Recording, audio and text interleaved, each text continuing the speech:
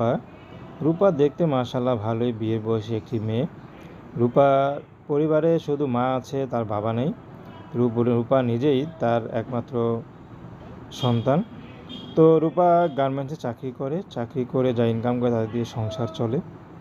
কিন্তু বর্তমানে রূপা আর গার্মেন্টসে চাকরি করছে না, কারণ গার্মেন্টসে অনেক হাড় ভাঙা পরিশ্রম করতে হয় এবং অনেক মাঝে মধ্যে রাত্রে আসতে হয়। তো ইয়াং মেয়ে, বিয়ের বয়সী মেয়ে, তো আশেপাশের লোকজন বেশি ভালো না, তারাও বাজে কথা বলে, বাজে নজরে তাকায়। তো সেক্ষেত্রে তার মাই বলেছে রূপাকে এখন আর কাজে যেতে না।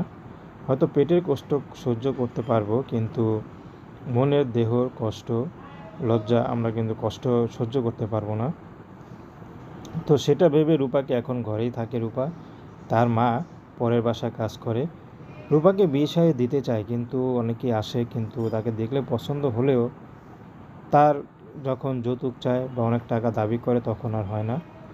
তো রূপার এখন ইউটিউবে এসেছেন একটাই কথা, যে আমাকে ভালোবাসতে পারবে, সারা জীবন পাশে রাখতে পারবে, এমন একজন মানুষ যদি পেয়ে যাই তাহলে জীবনে